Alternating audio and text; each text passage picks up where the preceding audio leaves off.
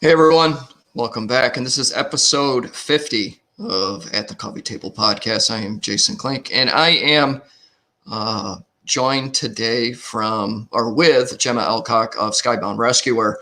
Gemma is an award-winning innovator and thought leader in the use of drones for public safety.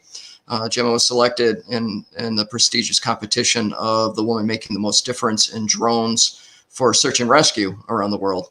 And she received the title of Woman to Watch in UAS in 2018. Gemma, thank you for joining me here today. I really appreciate your time, and this is going to be a fun conversation for me. Hello. Thank you for having me. I'm really looking forward to it.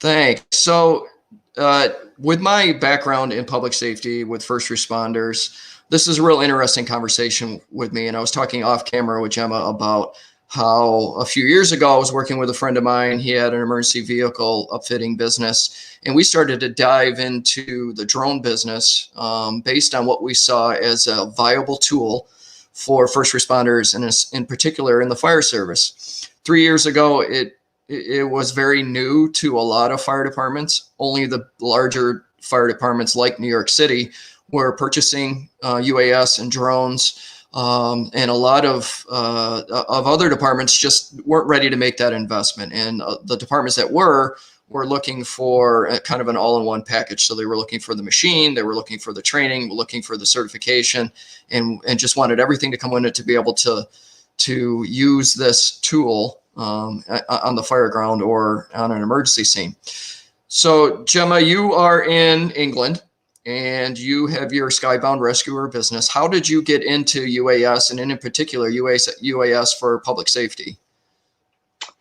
Yeah, so it's quite an untraditional career path. I mean, when I started my career, it wasn't a career option. So I think everyone that's ended up here has not followed a traditional, conventional career path. But for me, it was triggered by saving a life as a beach lifeguard for an organization over here called the Royal National Lifeboat Institution. So I was a lifeguard for them. And it was a really, it was a major incident, and I was first on scene. So I ran about 400 meters, swam out about 100 meters, and dragged this unconscious, unresponsive lady from the water.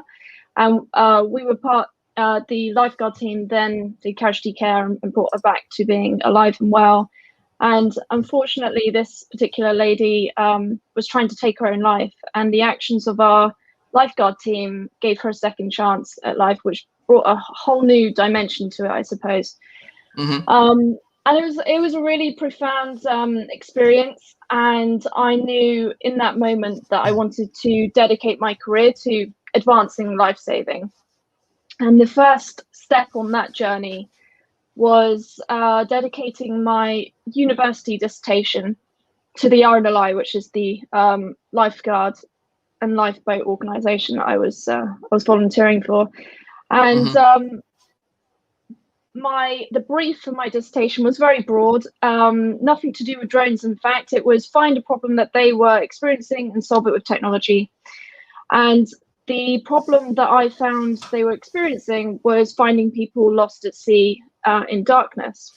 It takes them 3 to 4 times longer to find someone in darkness than it would in daylight, which could be the difference between life and death in man overboard circumstances, especially if they don't have a life jacket. Right. And this was impacting between 25 to 40% of their annual searches, which is thousands of searches every year.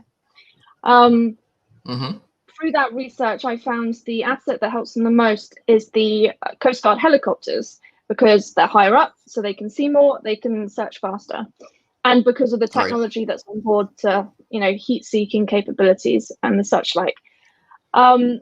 So during darkness hours, the helicopters have they take an average of 40 minutes between being requested and taking off before they even transit to the search area. And in search and rescue, we have a golden hour. That's 1 hour to find them and get them to hospital for the best chance of survival. So during darkness hours, the helicopters were actually missing this window of opportunity most of the time. So the project became about I wanted to give the benefit of the helicopters to the lifeboat crews, but instantly. And that's when it became drone technology. So it was very much research driven. As I said, I came into this from a life-saving search and rescue background. I was doing a technology degree, so I wanted to solve something in that space with technology, and the research took me to drone technology. So yeah, definitely not a planned route. That project then went on to win a few awards. I became a consultant for the RNLI Coast Guard, and then it slowly developed into Skybound Rescuer, which is what it is today. So yeah, definitely not a conventional career, and I probably prefer it that way, actually. Well, I mean, I'm sure it keeps it interesting. And I know when I was learning about drones and UAS, especially for public safety, it was very fascinating. And what fascinated me, it was kind of what you spoke to, was the fact that you could bring a drone to a scene or close to a scene, launch it, and be in the air taking video or taking photos within minutes. And we're in the States, we're kind of, there's a lot of areas, a lot of municipalities that are in the same boat of, if there's a major incident or they needed that overhead view, they're waiting for a helicopter to launch. And where I am, that could be 30 or 45 minutes, depending if there's a crew on staff or not. And if it's not, then they have to wait for the crew to get to the bird, to launch it, prepare it to launch it, and then get to the scene. And being able to pull out a tool like a drone out of the back seat of anything, and launch it within a few minutes, to me is such a huge benefit to the public safety community.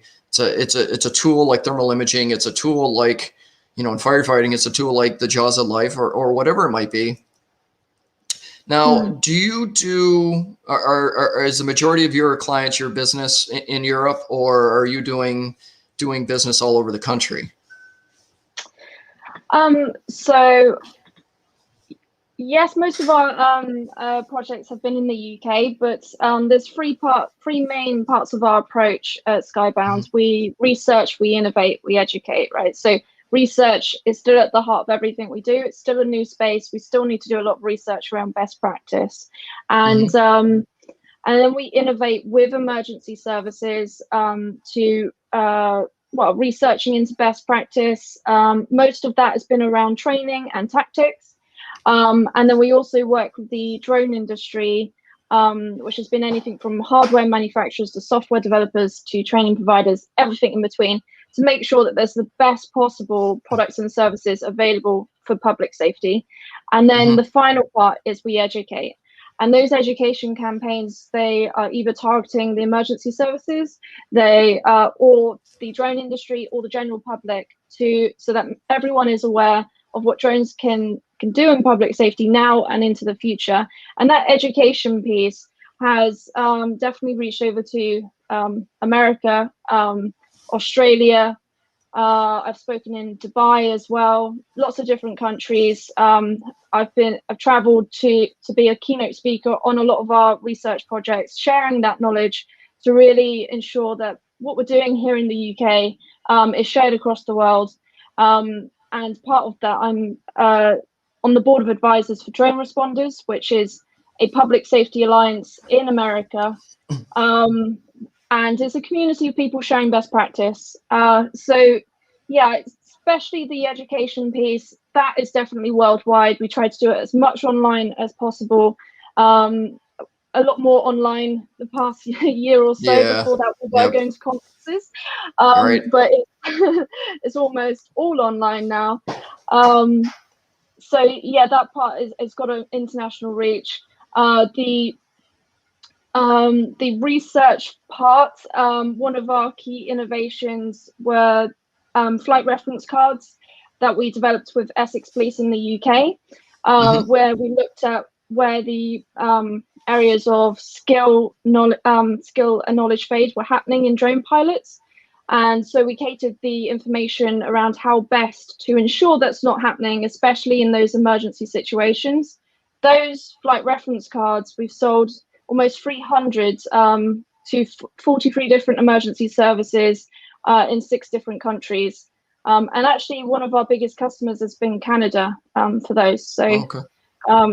yeah, lots of different international projects, but predominantly we do work in the UK because that's where we are. But a lot of our work has had international reach as well. Now, on the business end of things, I mean, you're a relatively young person. Now, have you found it difficult or had some kind of pushback to people to say, oh, you're young into this or whatever it might be? What are you going to teach me, or how are you going to provide information for me because I know coming from like fire services, tough business. And we always used to tongue in cheek joke around how, unless you got 5 years under your belt, you don't know what the hell you're doing. So do you find it difficult so do you find it difficult to have broken into this arena and really have the influence that you've had with the industry? I think the benefit to, although, public safety is archaic, it's been there for ages, right? Drones in public safety is brand new, right? So yes. The timing that I came into this industry, well, there was barely any emergency services in the UK using drones, and I know that until 2016, no emergency service in the US were using drones because FAA put out a regulation against it. So that means I was actually in the industry for 2 years before America started using them. So although I'm really young, because the industry is very young, I'm actually one of the most experienced, which is a weird kind of concept. So yes, I do get that when people initially meet me, they realize very quickly that I'm a young female. And then they hear what I've done and the research that I've already achieved. And very quickly, they realize that I'm not new to this. I think it also helps that I'm coming at this with a different perspective to most. A lot of people have either come from a technology background and they're trying to make it in public safety, but they have no public safety background, or vice versa. They don't have a technology background, they're just public safety and they're trying to understand the technology. Whereas my background is in software, it's in technology, my degree was in technology, and then my personal voluntary background is all in search and rescue, and I've managed to develop them at the same time. I still volunteer for search and rescue. That has never stopped. So I've been in SAR for 8 years. I've been in drones for 7 years. So, I've managed to build them at the same time. And also research speaks for itself as well. Yeah. You're doing proper scientific research. People can't argue with that. So when they realize how much detail I've gone into this, I'm not just coming at it as this is my opinion because of my experience or lack thereof. It is, this is what the data is saying. And I also try to engage as many stakeholders as possible in all of my research. So it's not just my opinion, it's everyone's opinion. It's collating those opinions and finding what then is supported in the data. And it's kind of that mixture of data-driven collaboration, but also the industry is new, I'm new, but that's okay because it's almost an advantage. I was managed to get into the industry at the right time to be young and yet one of the most experienced in it. And I mean, I love everything you said, and you're very well spoken. So I can see how people, because you have the science background, the data to prove what you're saying. I think I can see where that would allow you to have the success that you've had. And I love what you said about public safety is archaic in nature, which is true. It's archaic in nature because most of public safety hates change. If you put forth change, especially technology change, there's a lot of pushback. I can appreciate that as well, because from a different industry, right? When you change things, you're risking money, you're risking time. But in public safety, when you're changing things, you're risking lives, and it's just a whole different risk factor, right? So I understand why people are sometimes risk adverse. Also, budgets are very strict as well. So there's a mixture of there's some big risks at play there, and so I understand that. I also understand that when you shouldn't underestimate the kind of emotional connection to the current state, because they might have been involved in creating that current state. So you've got to be sensitive to that emotional connection, especially when the most kickback I get is from people that are working with helicopters. They feel that we're trying to replace helicopters. I don't want that. Right. It has never been, nor will it ever be viable to task a helicopter to every emergency because of the sheer cost of it. But yes, someday it could be viable to send a drone, right? So then if we blend those services together, we're improving availability, improving response times, and just improving resilience of air support. So I don't see them as a replacement. It's a blended service, and together they're stronger. One without the other is a weaker offering. Yep, absolutely. And I think one of the things that I was just looking up something because I wanted to bring it up to you, and I will in a second. But I was thinking about, like, when I was working with my friend and we started looking at the drone and UAS industry for public safety, a lot of the concern at the time, and like I said, this is probably 3-4 years ago, the concern at the time was security and security of the data. All of a sudden it became an issue with China, that China was going to take the data, because we were mostly dealing with DJI as a vendor. And there was a large concern about DJI extracting data from the US and using it for the government's advantage in China. But I also remember DJI US came out and said, listen, we don't use any data we're not supposed to use. Your data is your data. Have you seen that kind of ease a bit as far as those security concerns? I think it is definitely still a concern. I don't think the UK and Europe have had the same level of concerns to the US. I think US have shown the most kickback to DJI's use of data. I think it's an area that's always going to improve, because as we understand it better, there'll be better regulations in place, and there's also going to be better, data security, cybersecurity technologies in place.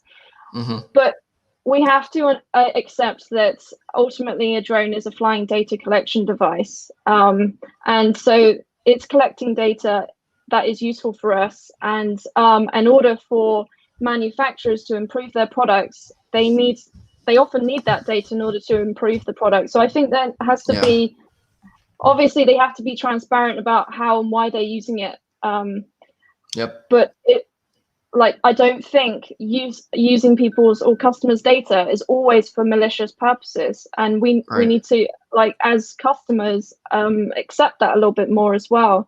I see it I think I saw this interview the other day of Google's CEO being questioned by Congress about the use of data and what it does, and it made me think. It's like, if you ask a customer or user of Google services, why do you ask Siri or why do you ask Google a question? Because it's quicker. Isn't it frustrating when it doesn't know the answer though? Well, in order to get better at answering those questions, it needs data. And so it's a vicious cycle of, we have these expectations and wants of the products, but we're not willing to give the data that is needed in order to teach these algorithms to do the service that we expect of it. So I think that's a great analogy. It really is a great analogy that, when you think about it, is we Google Hubs and your phone and everything else, you give data really all the time, all day long. And then, perfect point is, if you want the product, the technology to improve, the data has to be there to support it. Right. So I think there just needs to be better education as to why they need use of that data, and to reassure people that it's not for malicious intent. It is to improve their products. That is almost always the purpose of collecting data, because in order to create an AI, you create a machine learning algorithm. And when you first create that algorithm, it's like a baby. It knows very simple set of rules, yes and no, right and wrong. And then you've got to feed it with data for it to mature and for it to learn. That's why it's called a machine learning algorithm, and it needs millions of data in order to learn, in order to move towards an AI that could be useful to anyone. So yeah, data is so important and so useful for the future of robots, technologies, drones, AI, all of these kind of futuristic technologies that we want and we need today. We've got to feed it with data. Sure, absolutely. I was thinking of some of the agencies here in the States that are using the drone technology. First thing that comes to mind is New York City. They last I knew launched a drone at anything above a second alarm fire. I mean, they have tethering. They're able to download their instant data as the incident unfolds. I thought of Chula Vista, California, who last I knew were launching a drone for any major incident right from the police station with a drone operator sitting in the 911 center. So this is happening, and I'm sure there's many others that I don't know about. What advances in this technology have you seen over the last couple of years that are really going to benefit first responders and public safety going forward? Yeah, so a quick note on Chula Vista's program. It's definitely cutting edge, leading the way for the rest of the world. It's kind of seen as the gold standard in most places. I know that in their first 6-week trial, the use of the drone as a first responder, it's actually managed to lead to 79 arrests because it was so fast that it was capturing the crime on camera. Whilst the emergency services got there. So that's incredible. And I'm working on a similar project in partnership with Hirotech 8. They manufacture drone-in-a-box stations, which ultimately are automation stations. You put the drone into it, and it can recharge the drone, and it also has a ground control station that you can upload your flight plans to through the internet, so you can basically task it from anywhere in the world. And we're looking at creating a network of these boxes around the UK for our emergency services to task it on demand to any emergency, and to have that drone arrive at the emergency within 5 minutes of request, which for our compared to our helicopter services, that would be 10 minutes faster than the police helicopters and 45 minutes faster than the average Coast Guard speed as well. So, game changing. And I think that is really the future of drones is going to be beyond visual line of sight, enabling that worldwide, because at the moment, drones are saving time, especially in the public safety space, because they have a higher height of advantage, they can see more. However, they are still limited in that they have to travel with the first responder in their car and then be set up, then launched, rather than being ready and waiting to go, fly ahead of the teams and be the first eyes on scene, which is what Chula Vista have set up and have had amazing results from already, which shows that the real potential of drone technology is yet to be seen fully until we unlock BVLOS for everyone.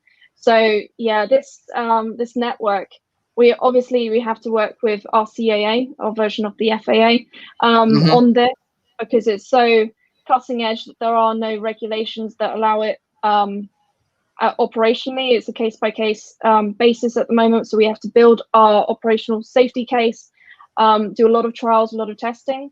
But we have had investment from the government, and we start testing in August, and then we go into trials between September and April.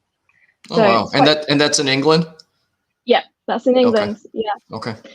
So, yeah. And it's interesting that you brought up, and it just made me think of something else. So with the FAA, I know here it's difficult at times to launch a drone, especially where I am in central New York. We're right near a major airport.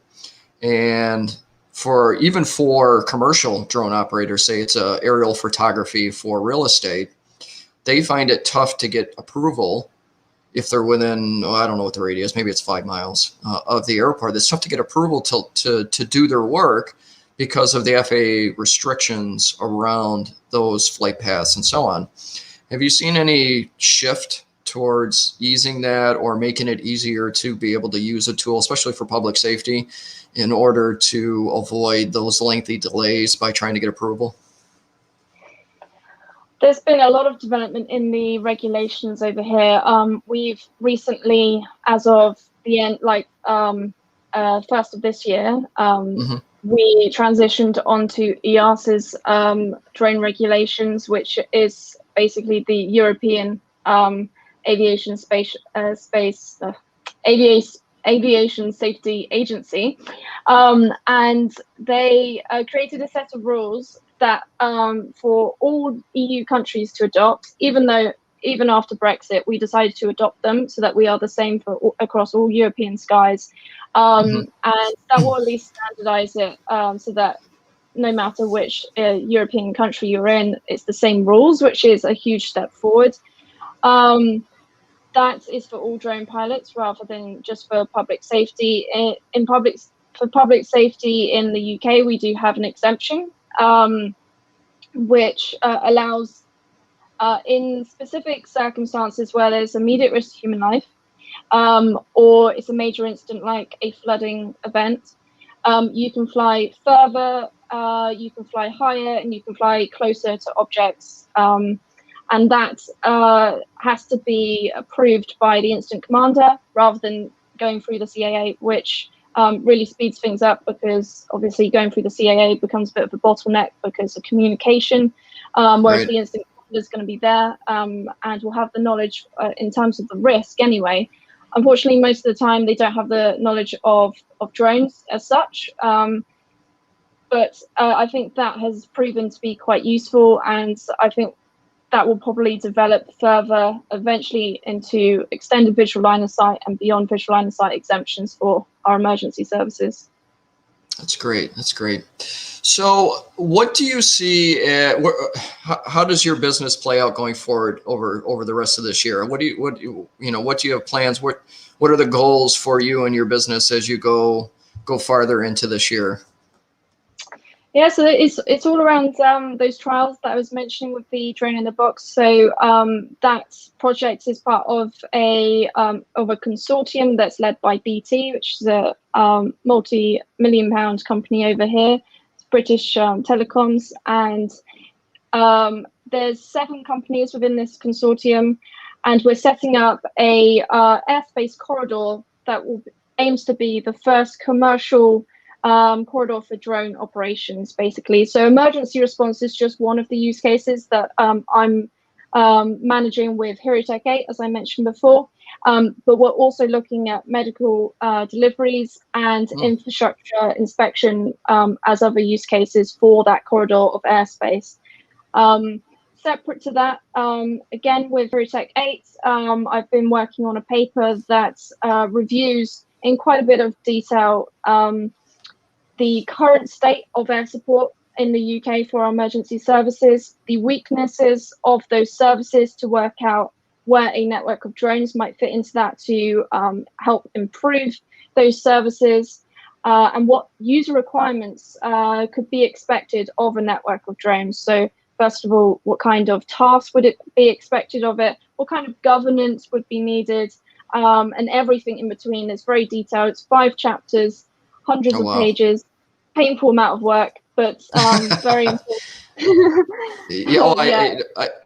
you gotta put in that hard work to get the results at the end and that you're looking for. So I can appreciate that. Cool. I mean, this has been super fascinating for me. Like I said in the onset, I find the technology just amazing, and it sounds like the work that you're doing in the UK is really going to transcend across the globe. If people wanted to connect with you, how would they find you? Yeah, so you can either we're on all social media platforms. Just look for Skybound Rescuer, or our website is skyboundrescuerproject.com. And for our training products, we have a separate online store, which is skyboundrescuerstore.com. Awesome. Great. And if you can't seem to locate Gemma and all the social media that's out there, feel free to drop a comment or send me a message. I'd be happy to connect you. But she is on Instagram and Facebook and LinkedIn, and puts out a ton of content based around her work. So that's pretty awesome. Gemma, I appreciate you taking the time to join me here today. Like I said, I think you provided a lot of value to those in public safety, both abroad and in the U.S. And hopefully we can do this again going down the road and see how things kind of transpire as the year goes on. Yeah, please. Let's do it again. It's been fun. Absolutely. Any opportunities to talk about drones. That's awesome. So with that, like I said, if you find any value in this, please drop us a comment. Let us know what you think. And if you want to share it with those within public safety, I think they would get a ton of value out of this. This is the At the Coffee Table podcast, where we talk about anything and everything and hopefully bring some value to those out there. And for today, I hope everybody takes care of themselves and take care of each other, and everybody have a great day.